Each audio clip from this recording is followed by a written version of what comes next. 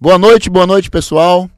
Mais uma segunda aqui, direto dos estúdios da Band Bahia aqui na Federação, com Vida em Alta Cast.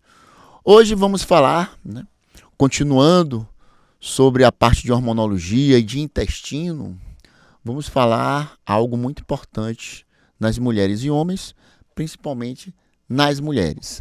Ainda no intestino, vamos falar do estroboloma. Olha só, gente, por que escolhi esse tema? Porque sobre o intestino se ouve muito falar, mas especificamente sobre o estroboloma, que é no intestino, nunca se ouve falar nada, ninguém nem comenta isso. E olha a importância do estroboloma. O que é o estroboloma? É um conjunto de bactérias intestinais que desconjuga o estrogênio. Como assim, doutor? Então, o estrogênio, que é uma tríade, estriol, estrona e estradiol, na mulher e homem, principalmente na mulher, que é o principal hormônio dela, ele é metabolizado no fígado. No fígado, ele cai pela bile até o duodeno, que é a primeira parte do intestino. E olha só, quando chega no duodeno, esse estrogênio ele está conjugado. O que é isso? Ele está como se fosse agrupado entre várias moléculas de estrogênio. Para quê? Para sair no intestino e sair nas fezes. Certo? Sair nas fezes. E para fora do corpo. Por causa, vamos dizer assim, para não ter excesso de estrogênio no corpo. Mas o estroboloma, que são bactérias específicas que liberam enzima muito importante chamada beta-glucuronidase. O que é que ela faz? Essas bactérias que estão localizadas no duodeno, na primeira parte intestinal, chamadas estrobolomas, elas desconjugam o estrogênio, ou seja, elas quebram o estrogênio. Quando elas quebram o estrogênio está desconjugado no intestino, o estrogênio está livre novamente, cada molécula de estrogênio. Então, eles podem voltar à corrente sanguínea, eles podem passar pelas comportas intestinais e retornar à corrente sanguínea. Entendeu a importância do estroboloma? Ou seja, o estroboloma equilibra, são um conjunto de bactérias que equilibram o estrogênio no próprio sangue. Ou seja, excesso de estroboloma vai desconjugar mais e quebrar mais estrogênio volta para o sangue. Diminuição dessas bactérias do estroboloma desconjuga menos estrogênio volta para o sangue. E qual a importância disso, gente? Olha só. Vamos lá. No climatério e menopausa. O que é que acontece no climatério e menopausa da mulher? O estradiol vai diminuindo até ter a falência ovariana e acabar a produção de estradiol pela falência dos folículos ovarianos. Então, se o estroboloma tiver um pouco aumentado, vai recaptar, desconjugar mais estrogênio e esse estrogênio volta para a corrente sanguínea, reequilibrando mais a mulher menopausada em climatério com o estrogênio que ela precisa. Olha como é maravilhoso o intestino. Por isso que eu brinco. Eu digo que o intestino é o primeiro cérebro, não é o segundo. A gente aprende que é o segundo, eu ouvi falar por aí, mas é o primeiro e toda hora eu provo que o intestino é o primeiro cérebro. Então, falta de estroboloma diminui a concentração de estradiol no sangue. Agora também, excesso de estroboloma aumenta muito o retorno do estradiol para o sangue. Isso causa o quê se tiver em excesso? Lembra aí, a máxima, nada em excesso presta e nada faltando também. Excesso de estroboloma desconjuga muito estrogênio e volta para o sangue. O que é que acontece na mulher?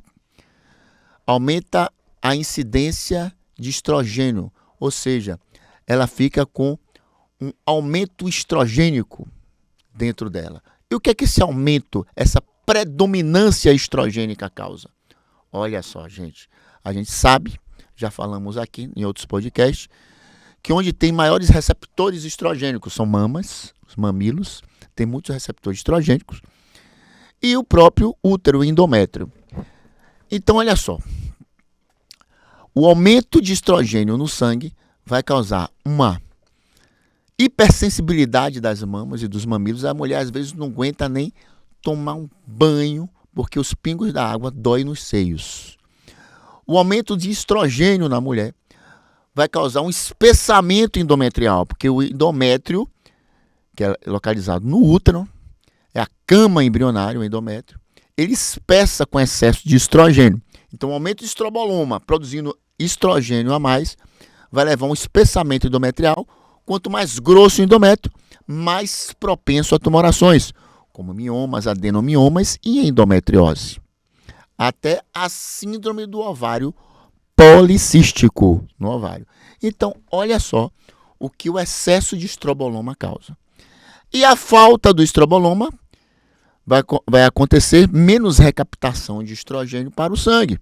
Uma mulher menopausada ou em climatério vai sentir muito mais os efeitos dessa baixa de estrogênio. O que acontece com a baixa de estrogênio? A mulher vai ter diminuição brusca da libido, que é o principal hormônio da libido feminina, vai ter um sono de manutenção ruim. A mulher vai acordar muito no meio da noite. Sono de manutenção. E outra coisa, o estrogênio também é responsável por uma série de metabolismo na mulher, inclusive na mama.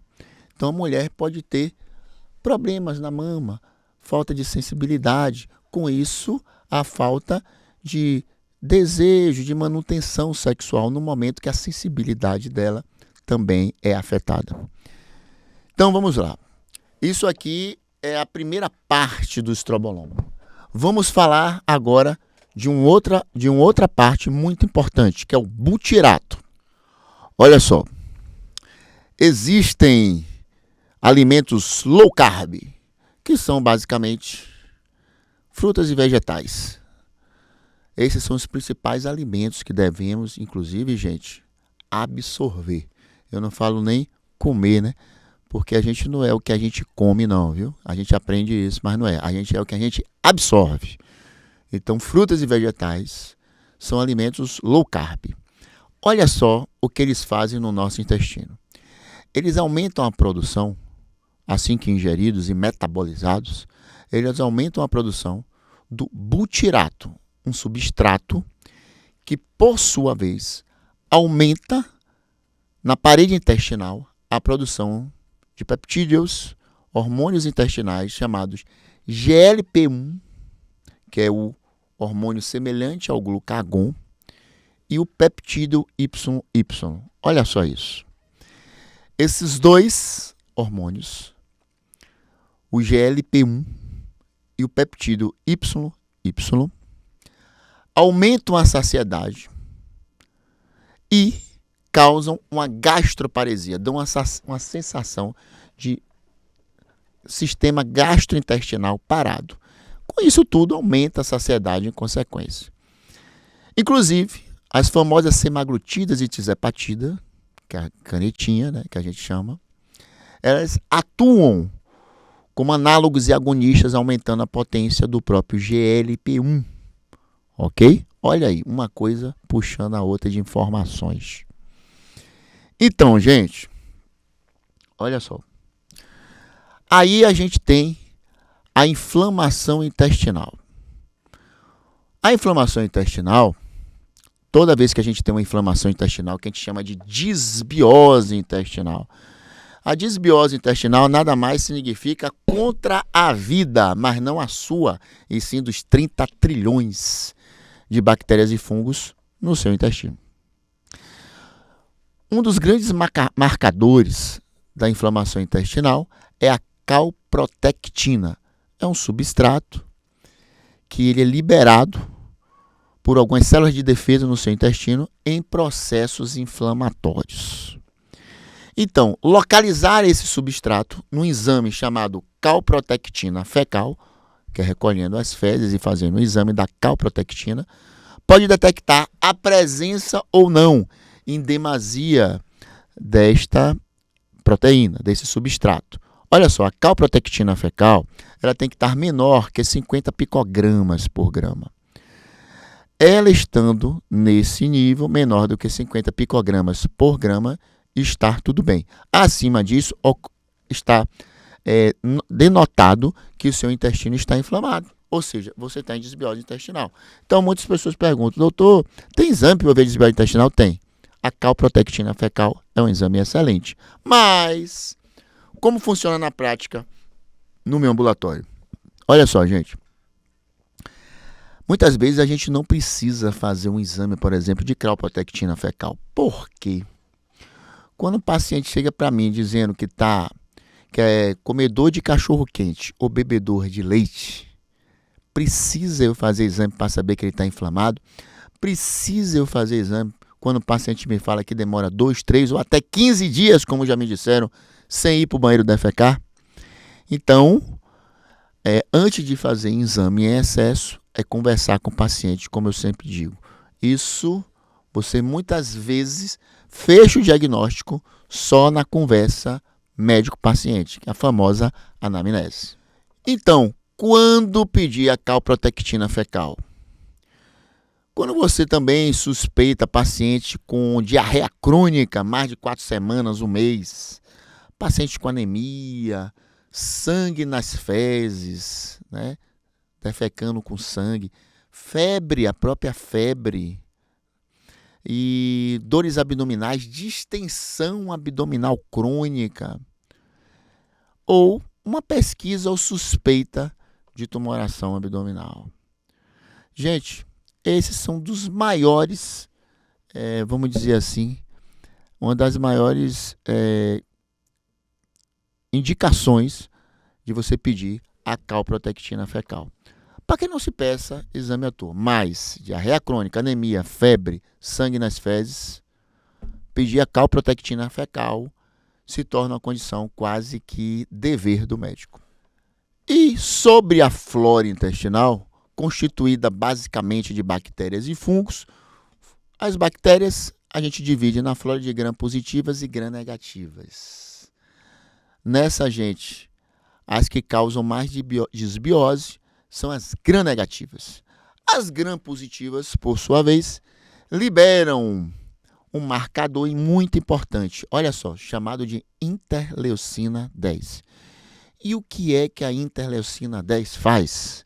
É um marcador pré-inflamatório, ou seja, ele inibe a inflamação. Então, quando você encontra grandes quantidades excelentes de interleucina 10 no intestino, significa que o intestino está desinflamado, porque a interleucina 10 é um marcador pré-inflamatório, inibindo a inflamação. Produzido a interleucina 10 pelas bactérias gram-positivas. Então, manter uma flora intestinal sadia com bactérias gram-positivas produtoras de interleucina 10 é condição essencial para evitar a disbiose intestinal.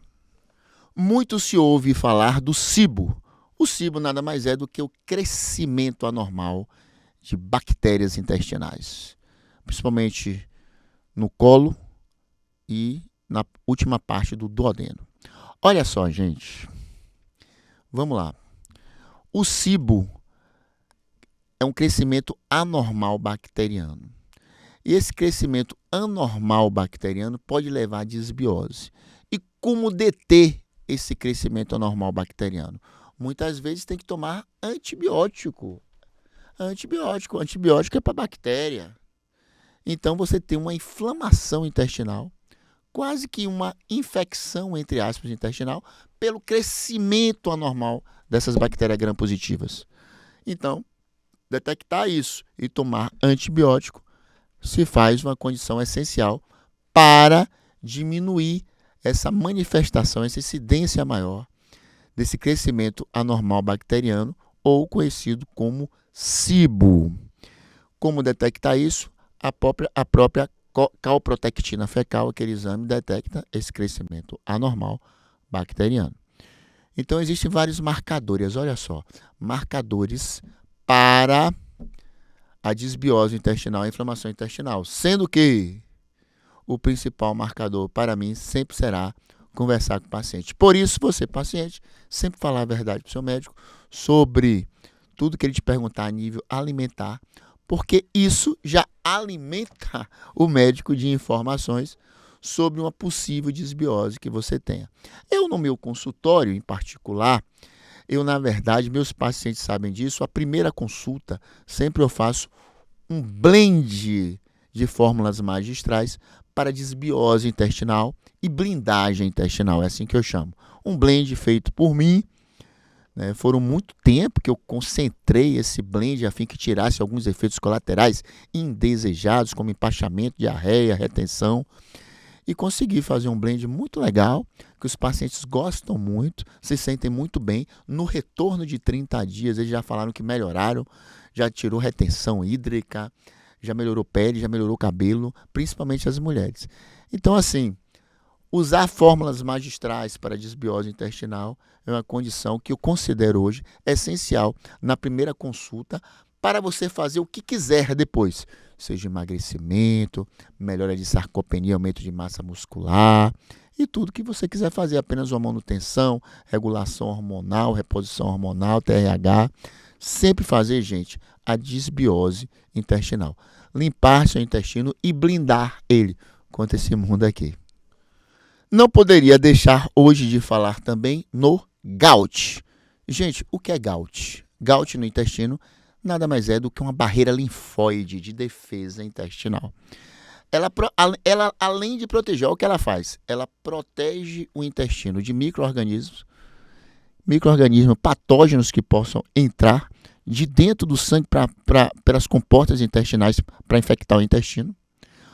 E, ao mesmo tempo, elas protegem as bactérias e os fungos dentro do intestino. Olha que interessante essa barreira. Ou seja, uma barreira seletiva. Ok? Então, olha só. Aí, há muito se falam dos probióticos intestinais. Os probióticos intestinais, eu vou ser muito sincero. Eu não sou muito fã, porque, como eu já falei, tem 30 trilhões de bactérias e fungos no intestino. Então, nós médicos sabemos aquelas que mais estão sendo atacadas em excesso ou que faltam no intestino, né? Alguns tipos de cepas específicas e acabamos passando essas cepas que mais são atacadas na desbiose. Mas eu sou fã do MUMPS. O que é o MUMPS? São bactérias e fungos inativos. É como se fosse uma vacina probiótica. Meus pacientes sabem disso, então eu passo muito os MUMPS, o Akkermansia, por exemplo, o Biomumps, são exemplos de MUMPS, que fazem o quê? Eles apenas estimulam os receptores dos probióticos que já estão no intestino, bactérias e fungos. Com isso, eles conseguem equilibrar. Aqueles que faltam, eles conseguem aumentar a produção e reprodução daquelas bactérias, porque eles dão tipo um beliscão naquelas bactérias. E aquelas que estão em excesso, eles conseguem eliminar os MUMPS. Então, assim, MUMPS talvez seja a grande, né, o grande, assim, vamos dizer, o grande armamento probiótico inativo, vacina probiótica para a desbiose intestinal. Dá muita atenção a isso. Lembre-se disso, dos MUMPS, que são probióticos inativos, vacina probiótica. Com isso, nunca você, com esse tipo de probiótico inativo, terá desbiose intestinal, porque o próprio probiótico que você às vezes compra aleatoriamente na farmácia causa desbiose, porque você aumenta aquela cepa que você está tomando no intestino. Imagine que aquela cepa está em equilíbrio normal, e você toma e aumenta mais ainda ela. Aí você causa desbiose, quando você aumenta uma cepa ou diminui uma cepa, tomando de forma aleatória. Agora, o MUMPS, você sempre vai equilibrar essas cepas, que é uma vacina probiótica. Dá muita atenção a esse tópico aqui que eu estou falando, sobre o MUMPS. Então, parem vocês, pacientes, amigos queridos, de comprar probióticos aleatórios na farmácia. Eu vou comprar um probiótico porque para equilibrar minha flora intestinal. Você pode desequilibrar mais ainda. E geralmente desequilibra mais ainda. Agora, se você for usar um MUMPS, O MAMPS, não sei se tem em farmácia normal, realmente desconheço, mas como fórmula magistral, né, formulada, tem. E é fantástico quando usado. Independente do tempo, você pode usar de vez em quando o MAMPS, que ele sim vai equilibrar a flora e não vai de forma alguma desequilibrar e dar desbiose intestinal. Com isso, terminamos mais um podcast aqui na Band Bahia, direto do estúdio da Federação, nessa Bahia maravilhosa, nesse bairro maravilhoso, no alto aqui da Federação. E vamos daqui a 2 ou 3 semanas, geralmente eu estou fazendo um podcast agora a cada 15 dias, 3 semanas, porque é muita correria no dia a dia do consultório, né? Ainda tenho que me desdobrar, e pai, e marido, etc e tal, e às vezes à noite se faz assim, muito importante eu estar em casa. Mas sempre estarei aqui, sempre fugirei para cá e vou falar para vocês sempre um tema muito importante. O próximo tema, gravem aí. Continuando essa parte intestinal, eu vou falar sobre disbiose enzimática. Olha só, eu vou falar temas que vocês não ouvem falar, certo? Porque vocês ouvem falar assim sobre intestino, coisas assim muito por cima. Mas eu vou falar temas que vocês não ouvem falar, a disbiose enzimática. E vou sempre tentar falar os termos mais claros possíveis, saindo de termos técnicos, porque entendo que aqui eu estou falando também para meus pacientes e outras pessoas aqui que não entendem de medicina e querem clareza aqui nas palavras, ok? Então até a próxima com disbiose enzimática. Um abraço a todos.